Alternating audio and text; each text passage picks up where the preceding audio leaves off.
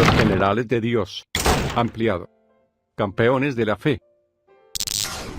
Charles Thomas Student, 1860 al 1931, el joven rico que se hizo pobre por amor a Cristo. Oh Señor, desde ahora no me importa lo que me pueda suceder, vida o muerte, sí, o el infierno, con tal que mi Señor Jesucristo sea glorificado. Algunos quieren vivir con el sonido de la campana de la iglesia o capilla. Yo quiero dirigir un taller de rescate a 1 metro del infierno. Dice la palabra del Señor que un día un joven rico vino al Señor y le preguntó cómo ser salvo. El Señor, después de mostrarle la bondad del Padre, le dijo que guarde los mandamientos, recordándole algunos de ellos. El joven le dijo: todo esto lo he guardado desde mi juventud, ¿qué más me falta? El Señor le dijo: si quieres ser perfecto, anda, vende lo que tienes, y dalo a los pobres, y tendrás tesoro en el cielo, y ven y sígueme. Oyendo el joven esta palabra, se fue triste, porque tenía muchas posesiones. Generaciones han pasado desde este acontecimiento y muchos se habrán preguntado: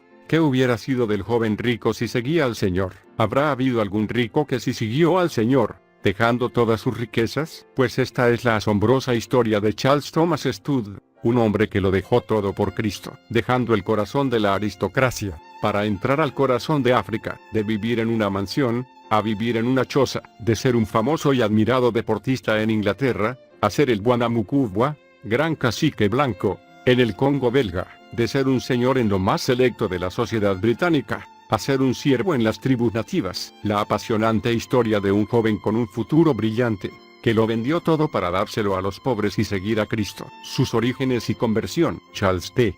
Student nació en el seno de una aristocrática familia inglesa, en Stratton, Northamptonshire, Inglaterra, el 2 de diciembre de 1860. Su padre, Edward, era un hombre adinerado y a la vez un entusiasta deportista, hasta que se convirtió a Cristo en una campaña del predicador norteamericano D. L.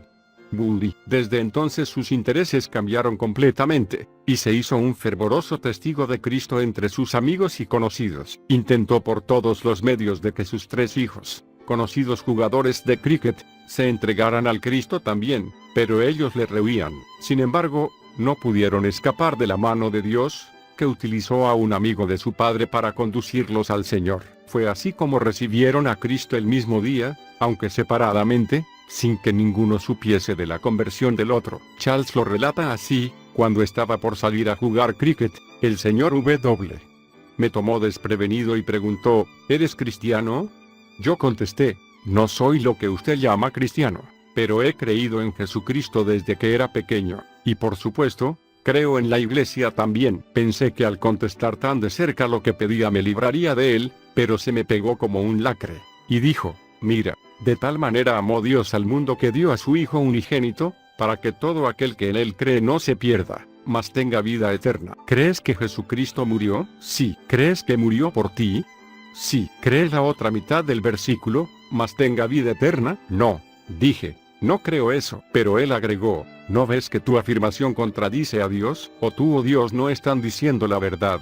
Pues se contradicen mutuamente. ¿Cuál es la verdad? ¿Crees que Dios miente? No. Dije: pues bien, ¿no te contradices creyendo solo la mitad del versículo y no la otra? Supongo que sí. Bueno, agregó, ¿vas a ser siempre contradictorio? No. Supongo que no siempre. Entonces preguntó: ¿quieres ser consistente ahora? Vi que me había arrinconado y empecé a pensar: si salgo de esta pieza acusado de voluble, no conservaré mucho de mi dignidad, de manera que dije: sí, seré consecuente. Bueno, ¿no ves que la vida eterna es una dádiva? Cuando alguien te da un regalo para Navidad, ¿qué haces? Lo tomo y le doy gracias. Dijo: ¿quieres dar gracias a Dios por este regalo? Entonces me arrodillé, di gracias a Dios, y en ese mismo instante su gozo y paz llenaron mi alma. Supe entonces lo que significaba nacer de nuevo, y la Biblia, que me había resultado tan árida antes, vino a ser todo para mí. Los hermanos Stud obtenían muchos logros deportivos, y al mismo tiempo testificaban con firmeza de su fe en el Señor Jesucristo. La única excepción era Charles. En lugar de ir a contar a otros del amor de Cristo, fui egoísta y mantuve ese conocimiento para mí mismo. La consecuencia fue que mi amor empezó a enfriarse y el amor del mundo empezó a entrar. Pasé 6 años en este triste estado, mientras él cobraba fama en el mundo del cricket, Dos cristianas ancianas empezaron a orar para que fuera traído de vuelta a Dios. La respuesta vino repentinamente. Uno de sus hermanos, George, enfermó gravemente. Charles estuvo continuamente a su cabecera, y mientras estaba allí, estos pensamientos vinieron a su mente. ¿De qué valen la fama y los halagos? ¿De qué vale poseer todas las riquezas del mundo cuando uno está frente a la eternidad? Una voz parecía contestarle: vanidad de vanidades, todo es vanidad. Apenas tuvo oportunidad, fue a oír a D. L. Moody, que visitaba Inglaterra otra vez, y allí se reencontró con el Señor, volviéndole el gozo de su salvación. Comenzó a leer la Biblia, y a evangelizar a sus amigos, llevándolos a escuchar al famoso evangelista. Conoció también el gozo mayor, de conducir a otros a los pies del Señor. Pronto debió enfrentar el dilema de qué haría con su vida. Intentó dedicarse a estudiar derecho, pero sus inquietudes espirituales se lo impidieron. Leyó la Biblia, y buscó con ahínco toda bendición espiritual. Así, recibió la promesa del Espíritu Santo, y de la paz que excede todo entendimiento. Cayó a sus manos el libro El secreto de una vida cristiana feliz, y se entregó enteramente al Señor, inspirado en los versos del conocido himno de Francis R. Avergal: que mi vida entera esté consagrada a ti, Señor. Comprendió que su vida había de ser una vida de fe, sencilla, infantil, y que su parte era la de confiar en Dios, no la de hacer. Dios obraría en él para hacer su buena voluntad. Misionero a China. Por este tiempo, Charles se sintió guiado por el Señor para ir como misionero a China. Al escuchar a Mr. McCarthy, de la misión al interior de la China, en su despedida para viajar a ese país, su corazón ardió de entusiasmo. Mientras buscaba la voluntad de Dios, percibió que la única cosa que lo podría detener era el amor por su madre. Pero leyó el pasaje: el que ama padre o madre más que a mí, no es digno de mí, el cual disipó sus dudas. Sin embargo, surgió una tenaz oposición de toda la familia. Incluso les pidieron a obreros cristianos que intentaran disuadirle. Una noche de grandes conflictos, recibió esta palabra del Señor: pídeme, y te daré por herencia las naciones, y por posesión tuya los términos de la tierra. Salmo 2:8. Supo que era la voz de Dios. Muchos dijeron que estaba cometiendo un error muy grande al ir a enterrarse en el interior de la China, pero nada pudo torcer el curso que Dios había trazado para su vida. Otra noche de gran agonía espiritual, estaba de pie en el andén de una estación, debajo de la luz titilante de una lámpara, y, desesperado, pidió a Dios que le diera un mensaje. Sacó su Nuevo Testamento, lo abrió y leyó: los enemigos del hombre serán los de su casa. Desde ese instante jamás miró hacia atrás. Habiendo hecho la decisión, Charles tuvo una entrevista con Hudson Taylor, director de la misión al interior de China, y fue aceptado como miembro. Las consecuencias fueron imprevisibles. Su decisión causó un gran revuelo en la sociedad inglesa de la época, debido a que era muy conocido. Otros 6 conocidos jóvenes deportistas y militares, entre ellos Stanley Smith, se unieron a él en esta misión, y llegaron a ser conocidos como los 7 de Cambridge. Tanta notoriedad alcanzó este asunto, que incluso la reina Victoria pidió ser informada sobre ellos. Charles Studd y Stanley Smith fueron invitados a dar su testimonio a los estudiantes de la Universidad de Edimburgo. A la hora señalada, el salón estaba abarrotado. Fueron recibidos con grandes aplausos. A los jóvenes les impresionaba que la religión no solo fuera asunto de viejos poco viriles, sino que hubiese alcanzado a deportistas exitosos. Durante las charlas, una y otra vez los candidatos a misioneros fueron aplaudidos. Al final de la reunión, muchos se acercaron para oír más de Cristo. Así comenzó un gran movimiento de fe entre los jóvenes universitarios. Posteriormente tuvieron que volver otra vez a Cambridge, donde se reunieron con más de 2000 estudiantes para escucharles. Algo similar ocurrió en otras de las grandes ciudades. Los jóvenes conferencistas estaban tan ansiosos por la responsabilidad que recaía sobre ellos, que a veces pasaban toda la noche orando. Cierta vez, su huésped les dijo a la mañana: oh, no debían incomodarse en hacer las camas, sin imaginar que esas camas nunca habían sido deshechas. En Leicester se encontraron con el famoso predicador y escritor F. B.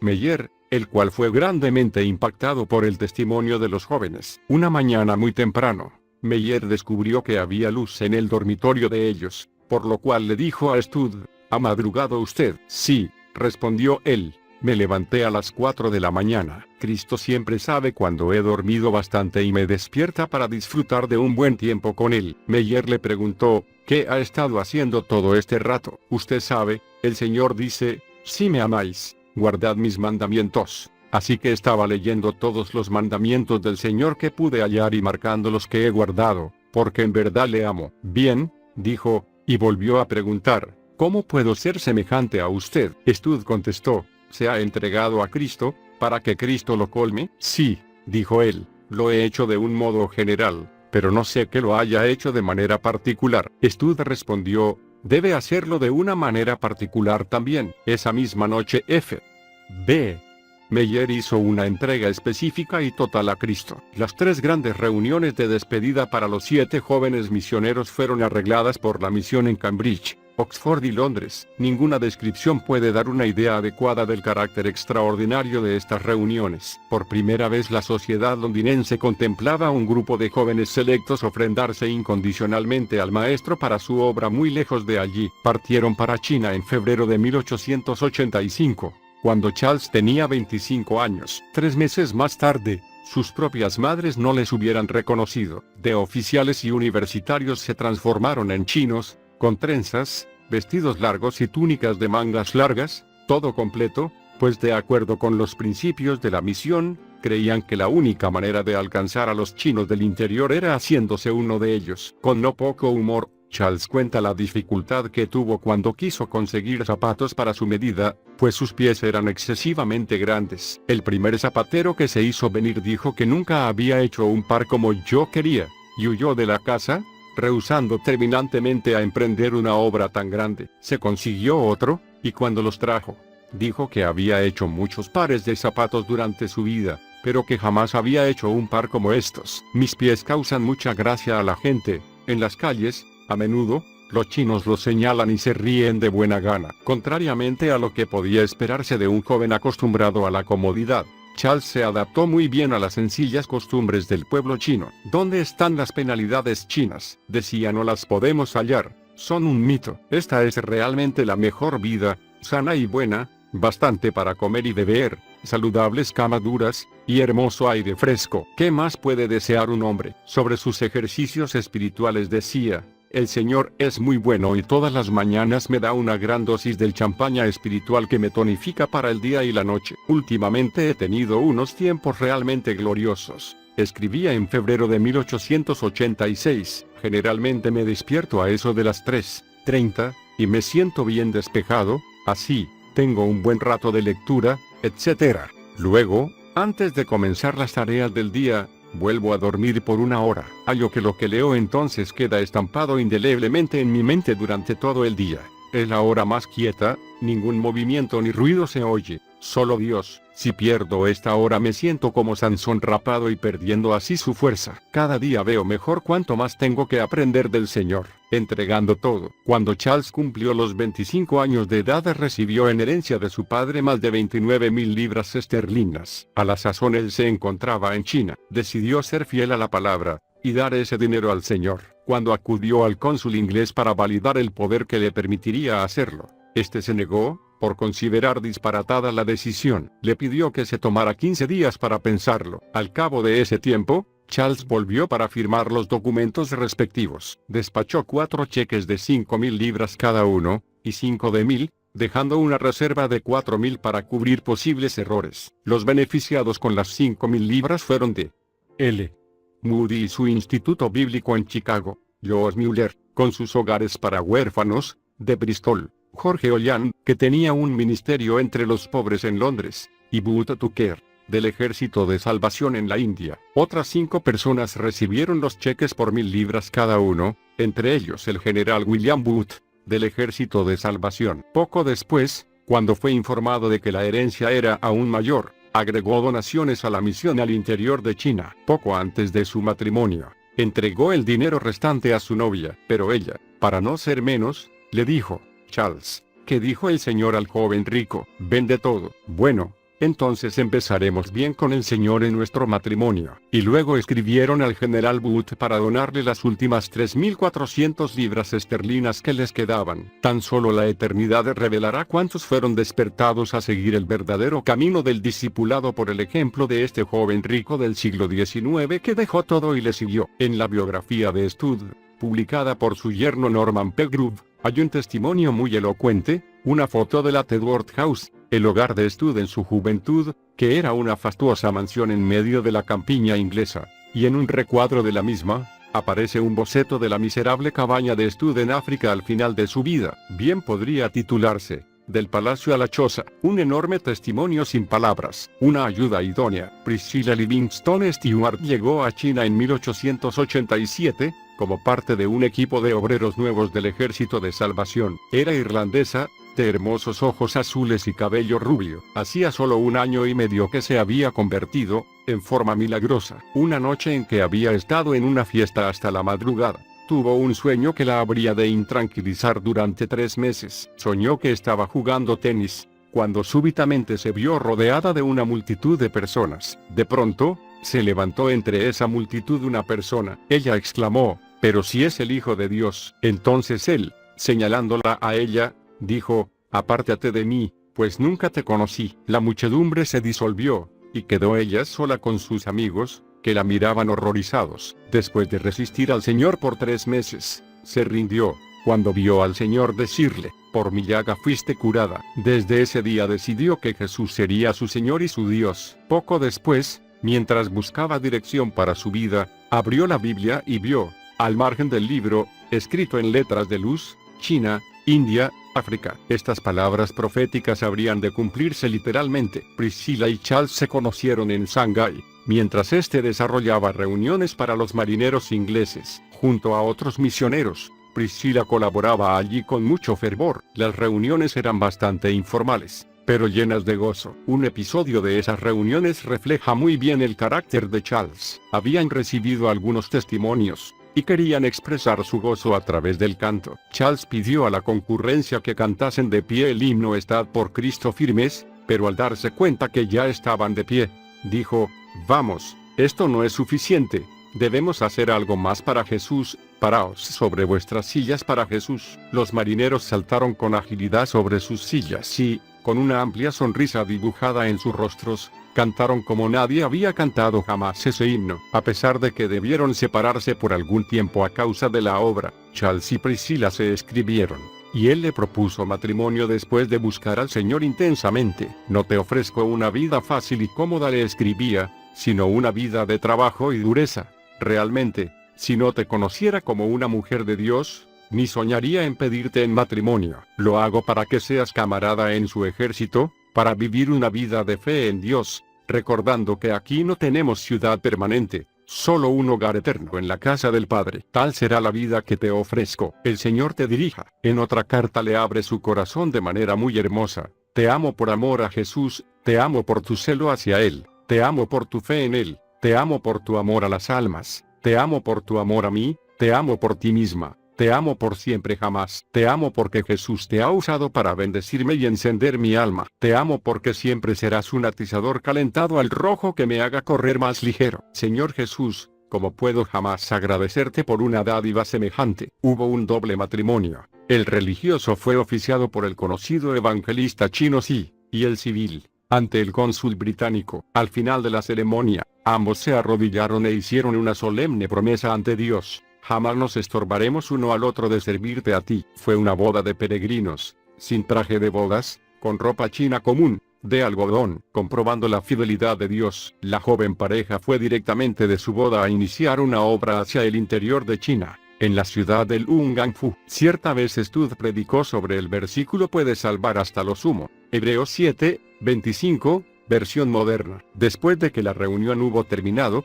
un chino quedó solo al fondo del salón. Cuando Stud se acercó a él, el chino le dijo que el sermón había sido una serie de disparates, y agregó: «Soy un asesino, un adúltero, he quebrantado todas las leyes de Dios y del hombre una y muchas veces. También soy un perdido fumador de opio. No puedes salvarme a mí». Stud le expuso las maravillas de Jesús, su evangelio y su poder. El hombre era sincero y fue convertido. Entonces el hombre dijo: debo ir a la ciudad donde he cometido toda esta iniquidad y pecado, y en ese mismo lugar contar las buenas nuevas. Lo hizo, reunió a multitudes, fue llevado ante el mandarín y le sentenciaron a 2000 golpes con el bambú, hasta que su espalda fue una masa de carne roja y se le creyó muerto. Fue traído de vuelta por algunos amigos, llevado al hospital y cuidado por manos cristianas, hasta que, al fin, pudo sentarse. Entonces dijo: debo volver otra vez a mi ciudad y predicar el evangelio. Sus amigos cristianos trataron de disuadirle,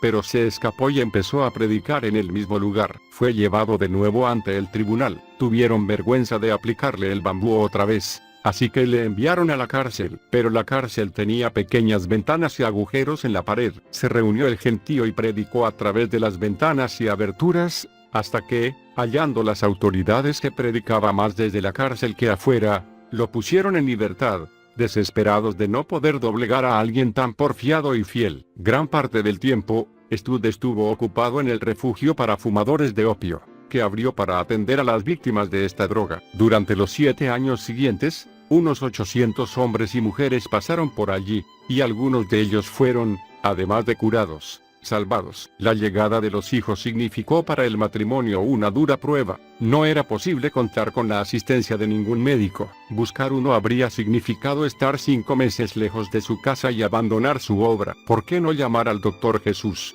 se preguntó Priscila, y así lo hizo. Nacieron 5 hijos, y no hubo problemas. En China en ese tiempo acostumbraban sacrificar a las niñas recién nacidas, debido a que pensaban que dan mucho trabajo al criarlas, y su dote cuando se casan no alcanza a cubrir los gastos. Dios dio al matrimonio 4 hijas, para que diesen ejemplo de cuidado y amor hacia ellas, como si fuesen varones. El nombre chino que ellos dieron a sus hijas daba testimonio de esto: gracia, alabanza, oración y gozo. Dios proveyó milagrosamente a las necesidades financieras de la familia. Cierta vez sus 4 hijas estaban pequeñitas, se quedaron sin provisiones ni dinero. No había esperanza aparente de que llegaran suministros de ninguna fuente humana. El correo llegaba una vez cada 15 días. El cartero había salido recién esa tarde y en 15 días traería el correo de vuelta. Las 5 pequeñas hijas ya se habían acostado esa noche, así que decidieron tener una noche de oración. Se pusieron de rodillas con ese propósito, pero después de unos 20 minutos, se levantaron de nuevo. En esos 20 minutos habían dicho a Dios todo lo que tenían que decir. Sus corazones estaban aliviados. No les parecía ni irreverente ni de sentido común continuar clamando. El correo volvió el tiempo establecido. No tardaron en abrir la valija. Dieron una ojeada a las cartas. No había nada. Se miraron el uno al otro. Stud fue a la valija otra vez, la tomó de los ángulos inferiores y la sacudió boca abajo. Salió otra carta, pero la letra les era completamente desconocida. Otro desengaño. La abrió y empezó a leer. Stud y Priscila fueron totalmente diferentes después de la lectura de esa carta, y aún toda su vida fue diferente desde entonces. La firma les era totalmente desconocida. He aquí el contenido de la carta. He recibido, por alguna razón u otra, el mandamiento de Dios de enviarle un cheque de 100 libras esterlinas. Nunca lo he visto, solamente he oído hablar de usted, y eso no hace mucho. Pero Dios me ha privado del sueño esta noche con este mandamiento. ¿Por qué me ha ordenado que le envíe esto?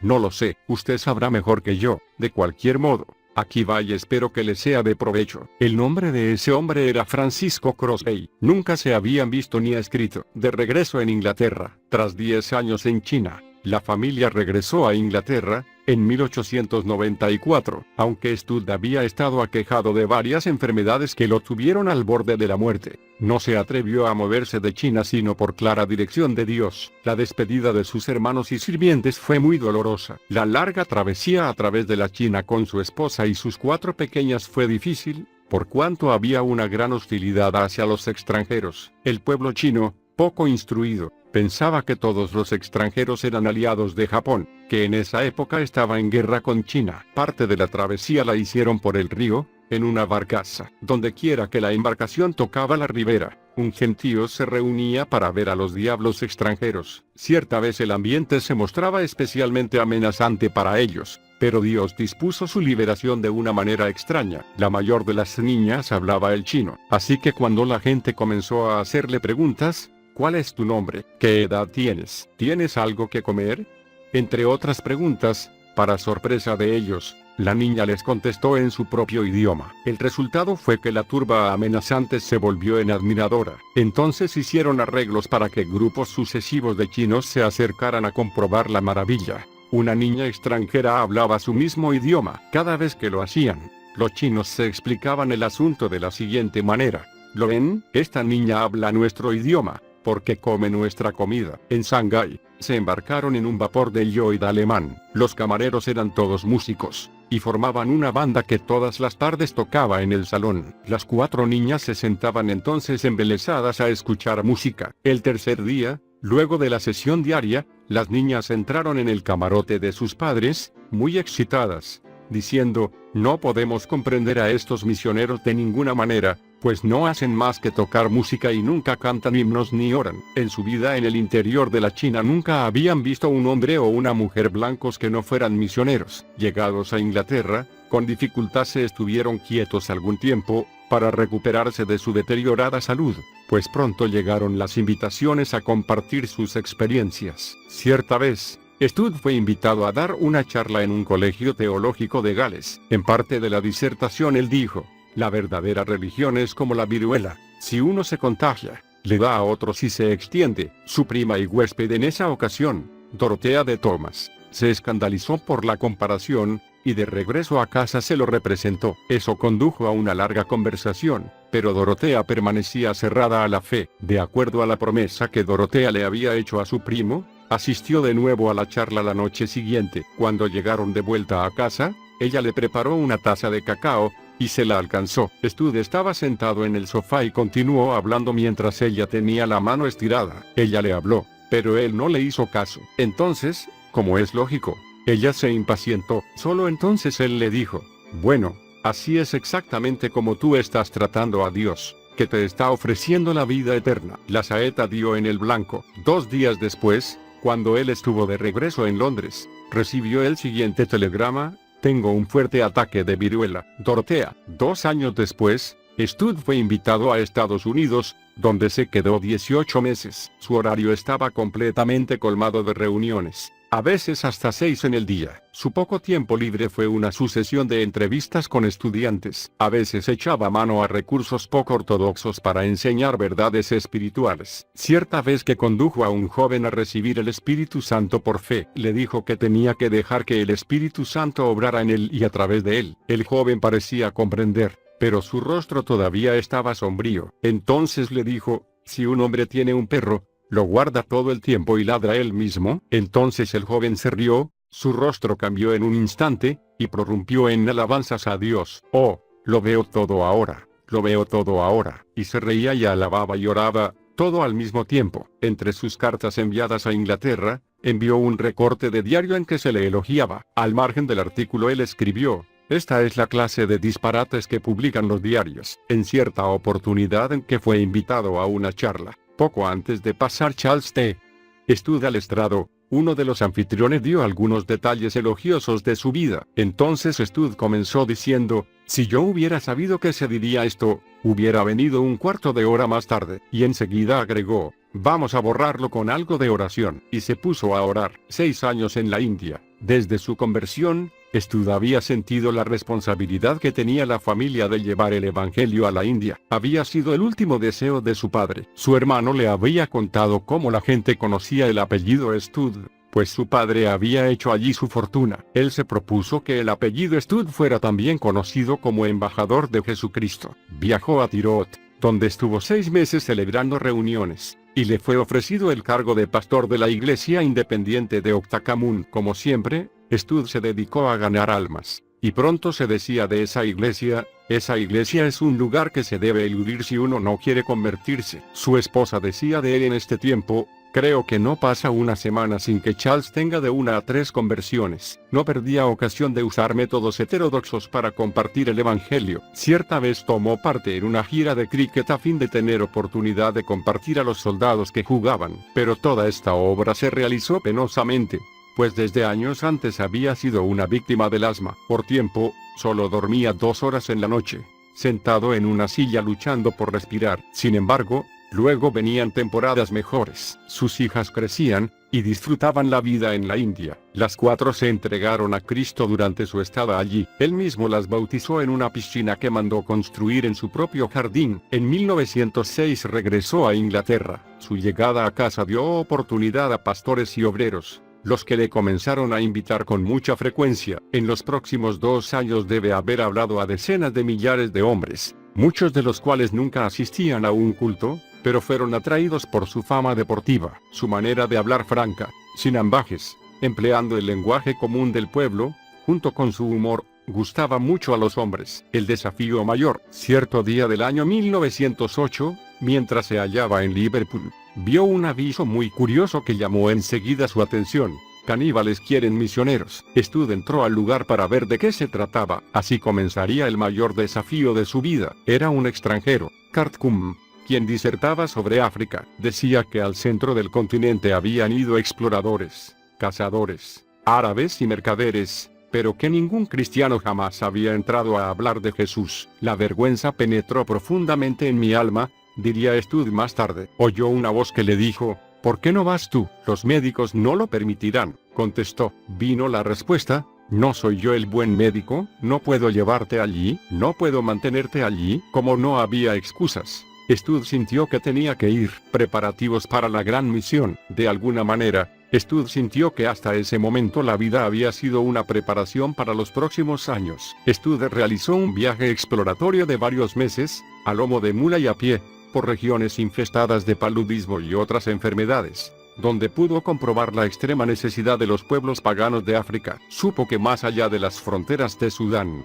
en el Congo belga, existían gentes tan depravadas y desamparadas que nunca habían oído de Cristo. Regresó inflamado de amor por África, y lanzó un desafío a todo el pueblo de Dios de Inglaterra. Escribió una serie de folletos, con los cuales incendió de fuego santo muchos corazones. Él sentía que era una nueva cruzada. Debemos ir en cruzada por Cristo. Tenemos los hombres, los medios y las comunicaciones. El vapor, la electricidad y el hierro han nivelado las tierras y atravesado los mares. Las puertas del mundo nos han sido abiertas por nuestro Dios. En junio pasado 1000 cateadores, negociantes, comerciantes y buscadores de oro esperaban en la desembocadura del Congo para arrojarse en esas regiones, pues según rumores existía allí abundancia de oro. Si tales hombres oyen tan fuertemente el llamado del oro y lo obedecen, puede ser que los oídos de los soldados de Cristo estén sordos al llamado de Dios y al clamor de las almas moribundas. Son tantos los jugadores por el oro y tan pocos los jugadores por Dios. Sin embargo,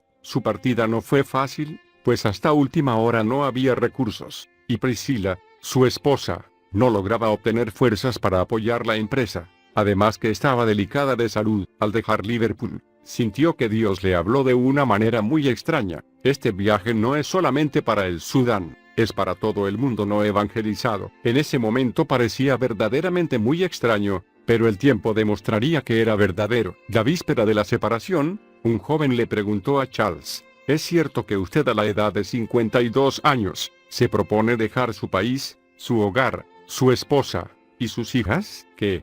Dijo Stud: ¿no ha estado hablando usted esta noche del sacrificio del Señor Jesucristo? Si Jesucristo es Dios y murió por mí, entonces ningún sacrificio podrá ser demasiado grande para que yo lo haga por él. Cuando estaba sobre el andén, para tomar el tren, escribió en un papel 2 líneas de poesía improvisada, que dio a un amigo: que mi vida entera sea una cruz oculta que a ti revela. Poco antes de la partida de Stud, Priscila tuvo una experiencia que trajo alivio a su corazón. El Señor le habló una noche a través del Salmo 34, y de Daniel 3:29. Sentí que todo temor se había desvanecido, todas mis preocupaciones, todo lo que dejada sola iba a significar, todo el temor de paludismo y flechas envenenadas de los salvajes. Y fui a la cama regocijándome. Esa noche me reí con la risa de fe. Esa misma noche le escribió su experiencia a su esposo. El viaje y los movimientos estratégicos. El único acompañante que tuvo Stud en esta empresa fue el joven Alfred B. Buxton,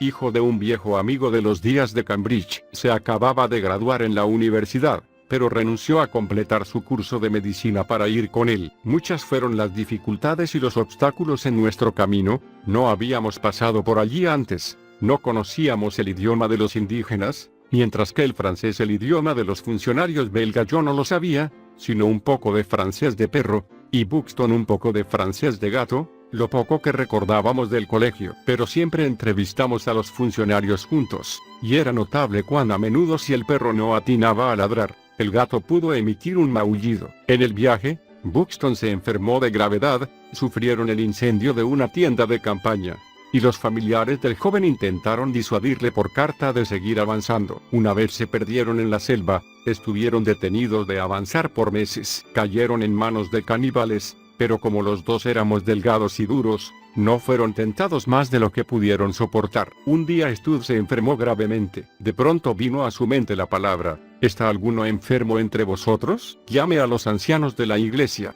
y oren por él, ungiéndole con aceite en el nombre del Señor. Santiago 5:14. El problema es que no había ningún anciano. El que había no pasaba los 20, ni tampoco había aceite. Lo único que había era querosene, pues no se podía ser estrecho de mente en tal severa ocasión. Así que Buxton mojó el dedo en querosene, ungió la frente y luego se arrodilló y oró. ¿Cómo lo hizo Dios? No sé, ni me importa, pero esto sé, que a la mañana siguiente, habiendo estado enfermo de muerte, me desperté sano. Podemos confiar en él de menos, pero no podemos confiar en Dios demasiado. Tras 9 meses, llegaron a Niangara, el corazón de África, en octubre de 1913. Después de un par de intentos fallidos, el Señor los guió hasta Nala, donde establecieron su centro de operaciones. Las tribus de las inmediaciones, hace poco hostiles, ahora eran amables y colaboraban con los misioneros. Desde Nala se extendieron hasta Poco y Bambioy, con lo cual tuvieron 4 centros estratégicos cubriendo cientos de kilómetros y alcanzando unas 8 tribus. Ahora había llegado el momento de ocupar los centros y evangelizar. Los primeros frutos. Regreso a Inglaterra. Unos 2 años después, tuvieron los primeros bautismos en Niangara y en Nala. Alfred Buxton escribía: cada uno de los bautismos de Nala haría un título atrayente para el grito de guerra ex caníbales, borrachos, ladrones, asesinos, adúlteros y blasfemos entran al reino de Dios. En las reuniones para confesión de pecado, hubo algunos testimonios notables: no hay lugar en mi pecho para todos los pecados que he cometido. Mi padre mató a un hombre, y yo ayudé a comerlo, cuando yo tenía 3 años. Recuerdo que mi padre mató a un hombre porque él había muerto a mi hermano, yo también comí del guiso. Cierta vez, un recién convertido amedrentó a unos aborígenes hostiles con estas palabras: recuerden que en mi tiempo he comido hombres mejores que ustedes. A fines de 1914,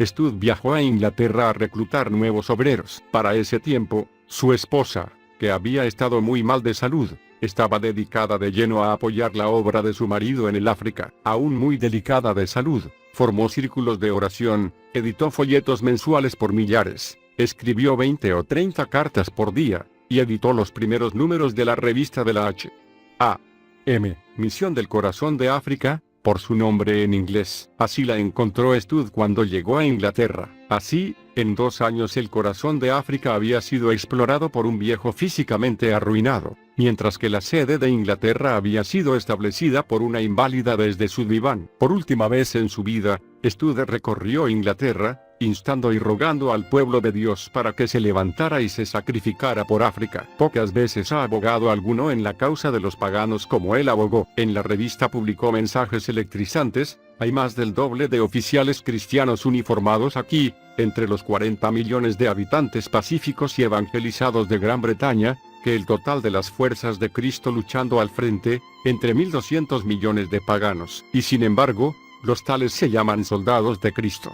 El llamado de Cristo es dar de comer al hambriento, no al que está satisfecho; a salvar a los perdidos, no a los de dura cerviz; no a edificar cómodas capillas, templos y catedrales en Inglaterra, en los cuales adormecen a los cristianos profesantes con hábiles ensayos, oraciones formales y programas artísticos, sino a levantar iglesias vivientes entre los desamparados. Pero esto tan solo puede realizarse por una religión del Espíritu Santo candente, no convencional y sin trabas, donde no se rinde culto ni a la iglesia, ni al Estado, ni al hombre, ni a las tradiciones, sino solamente a Cristo y a Él crucificado. En julio de 1916 todo estaba listo para su regreso al África. Un grupo de 8 fue equipado. Incluían a su hija Edith, que iba a casarse con Alfred Buxton. Ni él ni Priscilla tuvieron la más remota idea de que esta sería su despedida de Inglaterra para siempre, y casi su despedida de ella sobre la tierra. pues en los 13 años siguientes se verían solamente por una escasa quincena los primeros misioneros nativos en Nala. La recepción fue maravillosa. Lo que Stud dejó a su partida para Inglaterra era una concesión no ocupada, pero ahora había allí decenas de nativos cristianos, atentos en las reuniones, y agradecidos de Dios. Stud distribuyó su equipo de obreros en cada uno de los puntos estratégicos, ocupando de esa manera un territorio de más o menos la mitad de Inglaterra. En abril de 1917 había alrededor de 100 convertidos bautizados. Muchos caciques levantaron escuelas y casas para centros de instrucción y evangelización. Uno de ellos dio testimonio de que una vez había perdido por completo el conocimiento y había muerto. Sus amigos cavaron una tumba y lo estaban colocando allí, cuando se levantó y dijo que había visto a Dios mismo, quien le dijo que no pasaría mucho tiempo antes que vinieran los ingleses y les enseñarían acerca del Dios verdadero. El cacique contó esa historia a muchos, y por esa razón solían referirse a Dios con el nombre de inglés. En el mes de enero, unos 15 o 20 convertidos salieron voluntariamente a predicar por 3 meses en las regiones de alrededor y más allá. A su regreso, más de 50 querían ir. Stud explicaba así la ventaja de usar misioneros autóctonos para evangelizar a los aborígenes, en vez que misioneros foráneos. Nosotros, los evangelistas blancos, tenemos 5 porteadores cada uno para llevar nuestros efectos. Ellos se llevaron cada cual los suyos. Cada hombre o mujer llevaba una cama, pero esta consiste solamente en una estera de paja. Por toda ropa de cama lleva una frazada delgada, si es que lleva una. El único canasto con alimentos que posee está siempre fuera de vista y detrás del cinturón, del cual cuelga un cuchillo de monte y una taza enlosada, un sombrero de paja, fabricado por él mismo y un taparrabo, y ahí tenéis al misionero del corazón de África completo. Cuando despidió a su nuevo contingente de misioneros, los arengó con estas palabras, muy a la manera Stud: si no quieren encontrarse con el diablo durante el día, encuéntrense con Jesús antes del amanecer. Si no quieren que el diablo les dé un golpe, golpéenlo primero, y golpéenlo con todas sus fuerzas, de manera que esté demasiado estropeado para responder. Predicad la palabra es la vara que el diablo teme y odia. Si no quieren caer, caminen, y caminen derecho y ligero. 3 de los perros con los cuales el diablo nos da caza, son orgullo, pereza y codicia. Después de la oración de despedida, se fueron cantando. A su vuelta, uno de ellos dijo: no hubo nada afuera que haya podido quitar el gozo adentro. Como consecuencia de la evangelización, muchos convertidos se agregaban y tenían bautismos casi semanalmente. Con gozo alababan a Dios, con himnos muy sencillos, pero directos. Un día, después de una reunión, un cacique se paró y dijo: yo y mi gente, y mi cacique hermano y su gente, queremos decirle que creemos estas cosas acerca de Dios y Jesús, y todos queremos seguir el mismo camino que usted, el camino al cielo. Otro de los convertidos fue el gran cacique de Abiengama, que fue un caníbal que recientemente había capturado y comido a 14 indígenas. Pero cuando su esposa principal oyó por primera vez del Dios grande y amante, exclamó: siempre pensé que debía haber un Dios así. Stud llegó a ser un hombre muy humilde. Cuando debió separarse de su yerno Baxter, por causa de la obra, este le pidió públicamente que le impusiera las manos. Sin embargo, Stud le pidió que se subiera a una silla y ungió sus pies. Al bajarse, Baxter le dijo: Buana, cacique blanco, como le decían los indígenas, me ha hecho una treta hoy, pero fue una treta de amor. Stud tuvo palabras muy elogiosas para él. Nadie sino Dios podrá jamás saber la profunda fraternidad, gozo y afecto de nuestra cotidiana comunión social y espiritual, pues no hay palabras que la puedan describir. Reveses y satisfacciones. En los años siguientes, la obra habría de experimentar duros reveses, a causa de que muchos de los cristianos más destacados cayeron en pecado. Ello sumió a Stud en una gran enfermedad. Pero eso no era todo. Me parece que las desilusiones constituyen el mayor sufrimiento, decía. Ante esto, solo cabía redoblar las oraciones. Todas las mañanas, antes de que saliera el sol, se agrupaba una multitud de convertidos para cantar y orar. Oh, las plegarias que oran. Nada baladí, sino tiros ardientes de sus mismos corazones. Muchas veces intercedían por él de manera muy graciosa. Y ahí está Buana, Señor. Es un hombre muy anciano,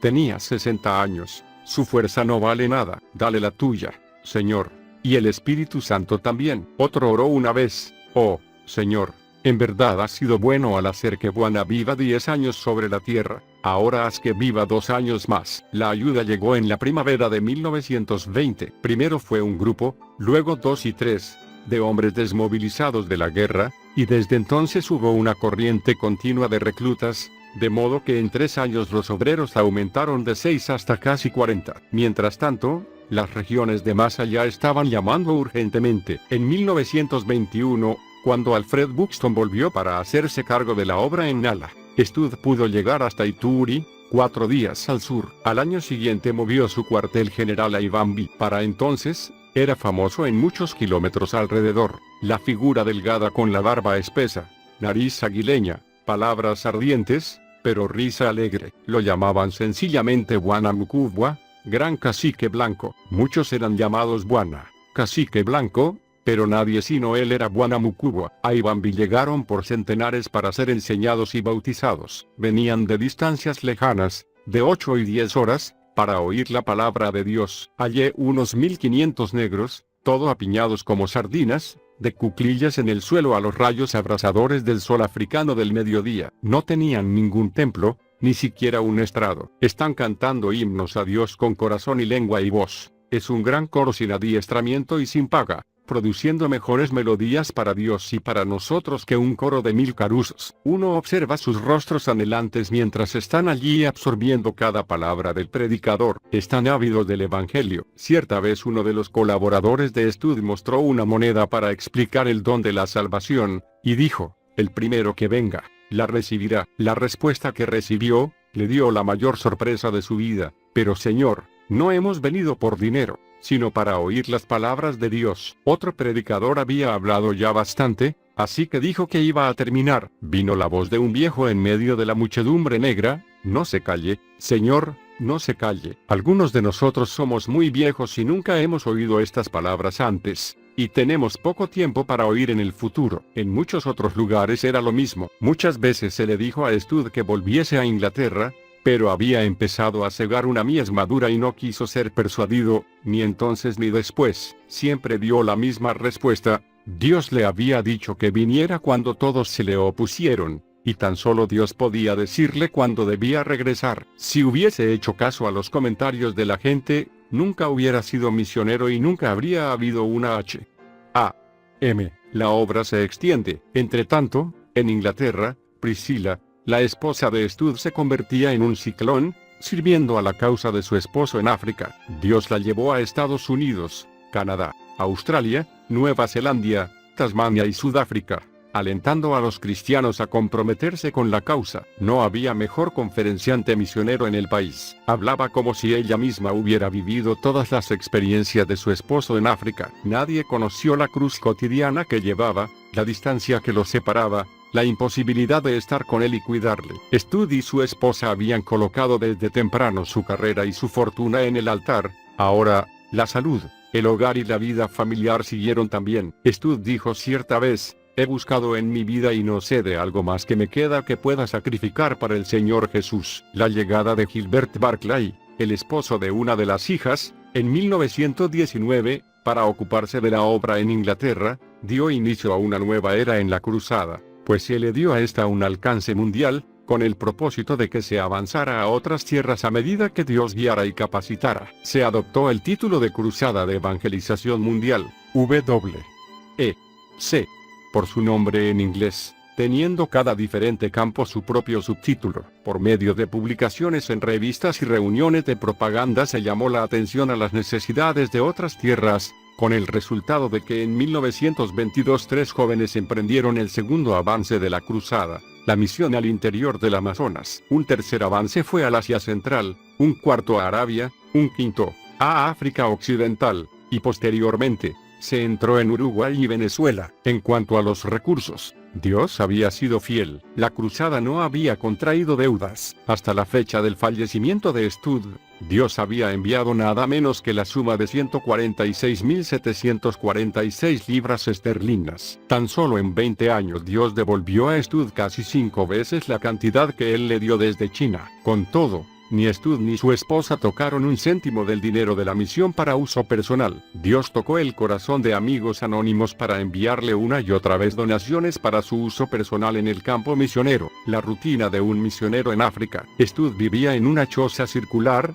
con paredes hechas de cañas partidas, techo de paja y piso de barro agrietado y remendado. En un rincón había una cama indígena, regalada por un cacique. A un lado había una sencilla mesa de noche y al otro, un estante con Biblias muy usadas. Le gustaba tener una Biblia nueva cada año para no emplear nunca notas y comentarios viejos, sino ir directamente a las escrituras. Tal era el hogar de Stud: dormitorio, comedor y sala de estar, todo en uno. Cerca del pie de la cama había un fogón abierto sobre el piso de barro. Allí se acostaba sobre una cama nativa, su muchacho, que le servía como criado. Su día comenzaba hacia las 4 de la mañana, cuando el muchacho le servía una taza de té, y comenzaba su hora devocional. Allí él recibía la palabra que luego compartiría en las reuniones públicas. No necesitaba más preparación. Cierta vez dijo: no vayas al estudio para preparar un sermón, eso es pura tontería. Entra a tu estudio para ir a Dios y volverte tan ardiente que tu lengua sea como un carbón encendido que te obliga a hablar. Durante el día realizaba muchas tareas,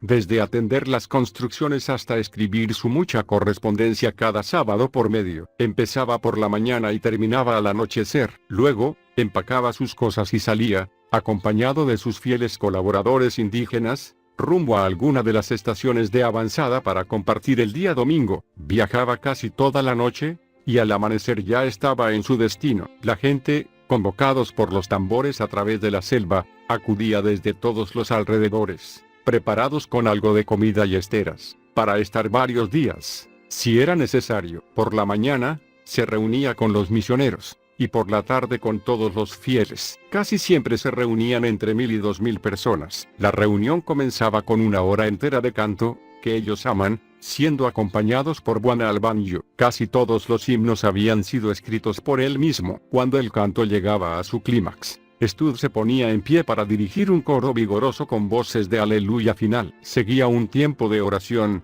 quizá por 40 minutos. Uno tras otro se paraba para orar, levantando la mano hacia el cielo al hacerlo. Mientras uno ora, otro se pone de pie, listo para empezar cuando el otro acabe. Si no existiera esta regla, 4 o 5 estarían orando a la vez. Al final de cada oración dicen: Kujina ya Yesu, en el nombre de Jesús, que es repetido por toda la congregación. Luego de otros cantos, Bwana comparte la palabra. Primero hace una lectura de las escrituras, y luego habla apaciblemente al principio, adaptando el lenguaje de las escrituras al hablar de ellos. Luego pone todo su corazón al exponerles sus propias y las consecuencias del pecado, habla del amor de Jesús, y les insta a arrepentirse y creer, seguirle y pelear por él. Hablaría quizá una hora o más. Un himno para terminar, un tiempo de oración cuando se hace el llamado a nuevos convertidos para que se adelanten a tomar su decisión. Finalmente se saludan para despedirse, diciendo: Dios es Jesús, viene pronto. Aleluya. Por la noche, se pasará unas 2 horas meditando la palabra y en oración con los blancos, o una segunda reunión con los indígenas alrededor de un fogón. A veces el fin de semana se extiende hasta el lunes y el martes con algunas reuniones con cristianos consagrados. Una mayor necesidad del espíritu, una necesidad muy profunda se hizo notoria a medida que avanzaba la obra en África, la consolidación de una vida recta y santa por parte de los nuevos convertidos. Años atrás, estando en China, Phuta Tuker había escrito a Stud: recuerde que la mera salvación de almas es trabajo relativamente fácil y muy cerca de lo importante que es hacer de los salvados, santos, soldados y salvadores. Con este desafío se enfrentaba Stud ahora en el corazón de África. A su juicio, esta carencia era debida a que no había habido un derramamiento del Espíritu Santo, así que se propuso no dar tregua a Dios ni al pueblo hasta que el Espíritu Santo fuera derramado sobre ellos. Cristo vino a salvarnos por su sangre y por su Espíritu, sangre para lavar nuestros pecados pasados, Espíritu para cambiar nuestros corazones y capacitarnos para vivir rectamente. Con este criterio Stud midió a los miles de cristianos en las misiones en África. Todos estamos gloriosamente descontentos con la condición de la iglesia nativa. Está bien cantar himnos y concurrir a los cultos, pero lo que tenemos que ver son los frutos del Espíritu y una vida y un corazón realmente cambiados. un odio al pecado y una pasión por la justicia. Diversos pecados se habían manifestado con toda su fuerza entre los creyentes: la murmuración, la pereza, el desamor. A esto se sumó el descontento en las propias filas misioneras. Muchos rechazaban el supremo sacrificio que imponía el régimen de Stud: vivir en casas sencillas, con comidas frugales, nada de vacaciones y completa dedicación a la obra. Tal fue la oposición, que Stud tuvo que despedir a 2 obreros, por lo cual otros varios renunciaron. Stud juzgaba que el problema de fondo era el desconocimiento de la obra de la cruz y el deseo de agradarse a sí mismos. Aún de Inglaterra surgieron voces contrarias. Atribuían esta postura de Stud como consecuencia de la fiebre y el cansancio. En verdad, estos fueron los años de crisis de la misión. A veces siento que mi cruz es pesada, más de lo que puedo soportar, y temo que a menudo siento como si fuera a desmayar bajo ella. Pero espero seguir. Mi corazón parece gastado y molido sin remedio, y en mi profunda soledad a menudo deseo irme, pero Dios sabe que es lo mejor, y quiero hacer hasta el último poquito de trabajo que Él desea que haga. El cambio vino en 1925. Una noche Buana vino al culto familiar en Ibambi. Su corazón estaba muy cargado y tenso. Se habían reunido unos 8 misioneros con él. Leyeron juntos su capítulo favorito de Hebreos capítulo 11. Sobre los héroes de la fe. ¿Será posible que personas como nosotros marchemos por la calle de oro con los tales? Será para los que son hallados dignos. ¿Cuál fue el espíritu que causó que estos mortales triunfaran y murieran de esta manera? El Espíritu Santo de Dios, una de cuyas características principales es una osadía, un valor, una ansia de sacrificio para Dios y un gozo en ello que crucifica toda debilidad humana y los deseos naturales de la carne. Esta es nuestra necesidad esta noche. ¿Nos dará Dios a nosotros como les dio a ellos? Sí. ¿Cuáles son las condiciones? Son siempre las mismas. Vende todo. El precio de Dios es uno. No tiene descuento. Él da todo a los que dan todo, todo, todo. Muerte a todo el mundo,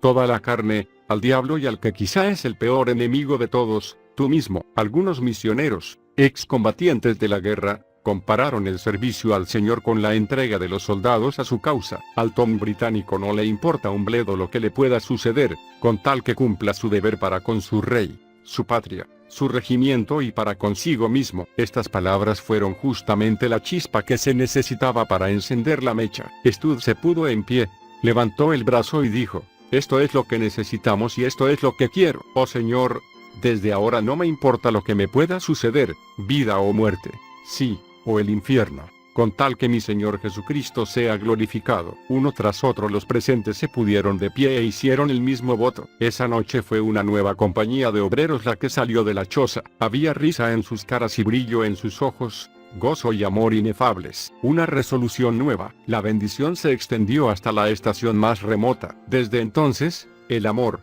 el gozo en el sacrificio, el celo por las almas de la gente, ha sido la tónica de la obra. Increíbles páginas de heroísmo y victoria se han escrito desde entonces en la misión. El temor de Dios se posesionó de la gente. Se evidenció un nuevo resplandor en sus rostros. Nueva vida en las oraciones. Un odio al pecado, al engaño y la impureza. La obra está alcanzando un fundamento sólido por fin. Escribía Stud. Se comenzó a ver, como él deseaba, una iglesia santa y llena del Espíritu. Priscila en África. Una sola vez Priscila, su esposa, fue a África a estar con su esposo.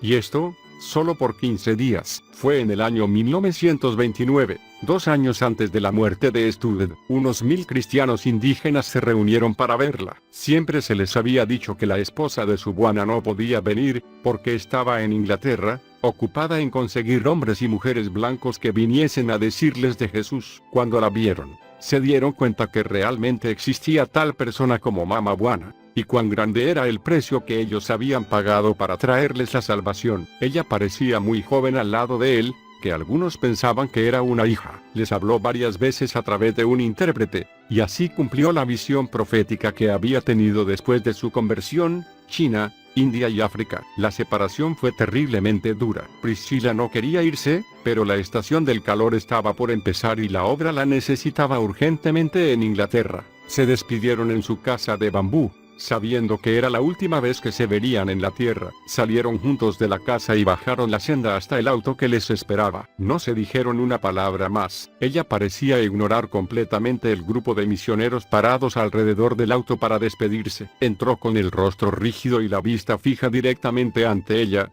y se fue. Declinación y partida. Los últimos 2 años de Stud fueron muy difíciles a causa de su estado de salud, su extrema debilidad, las náuseas, los ataques del corazón, pero sobre todo, por los terribles ataques de ahogo y violentos escalofríos, cuando se ponía de un color oscuro y su corazón casi dejaba de latir. La causa de esto no fue descubierta hasta que estuvo en el lecho de muerte, cuando un médico le diagnosticó cálculos a la vesícula. Con todo, el gozo sobrepujó en mucho los sufrimientos, pues Dios le permitió ver cumplidos los 2 grandes deseos de su corazón: unidad entre los misioneros y evidencias manifiestas del Espíritu Santo obrando entre los indígenas. Una compañía de unos 40 misioneros le rodeaban y le eran como hijos e hijas. Ellos le atendían con tanta devoción como si fuera su propia sangre y carne. Es imposible describir el lazo de afecto entre Bwana y los misioneros, la bienvenida que le daban cuando visitaba una estación, la afluencia constante de cartas, la lealtad en tiempos de crisis, el espíritu fraternal cuando se reunían todos en los días de conferencia en Ibambi. Uno de los misioneros presentes en estas conferencias para obreros, Norman P. Grove, yerno de Stud, escribe: la más grande de todas las lecciones que aprendimos allí fue que si obreros cristianos quieren continuo poder y bendición, tienen que tomar tiempo para reunirse juntos diariamente, no para una reunión corta y formal, sino lo bastante para que Dios pueda hablar a través de su palabra, para afrontar juntos los desafíos de la obra, para tratar cualquier cosa que estorbe la unidad, y luego ir a Dios en oración y fe. Tan solo este es el secreto de lucha victoriosa y espiritual. Ninguna cantidad de trabajo tenaz o predicación ferviente puede tomar su lugar. De todos los indígenas cristianos, no había ninguno a quien Stud amara más que al caníbal convertido, Adsangwe, y su amor era retribuido plenamente. Una de las últimas visitas de Stud fue a la iglesia de Adsangwe. Este se estaba muriendo, pero cuando supo que su amado Bwana había venido, nada pudo retenerle. Pidió ayuda y fue trasladado a la casa de los misioneros, donde Bwana estaba sentado. Bwana salió para recibirlo, y lo invitó a sentarse frente con él. Pero antes de sentarse él mismo, tomó los almohadones de su silla y los arregló alrededor del cuerpo del caníbal convertido. Era un cuadro en miniatura de aquel que, aunque fue rico, por nosotros se hizo pobre, y que no vino para ser servido, sino para servir. Esta fue la última vez que se vieron. En 1930 Charles T. Stud fue hecho caballero de la Real Orden del León por el rey de los belgas, por sus servicios en el Congo. El jueves 16 de julio de 1931, C.T. Stud fue llamado por el Señor. Su última palabra, tanto escrita como dicha en su lecho de muerte, fue: aleluya. En su sepultación estuvieron presentes indígenas y blancos. Aquellos lo llevaron a la sepultura, y estos lo bajaron a la fosa. Ese día viernes los indígenas no quisieron marcharse. Hubo una espléndida reunión, con oraciones que nunca antes se habían oído. Todos parecían tener el mismo pensamiento en sus mentes, el de consagrarse de nuevo a Dios, y de decir que, aunque Bwana había sido llevado de ellos, seguirían más ardientes que nunca para Jesús. Si Jesucristo es Dios y murió por mí, entonces ningún sacrificio que yo haga por él es demasiado grande. Charles Thomas Stud.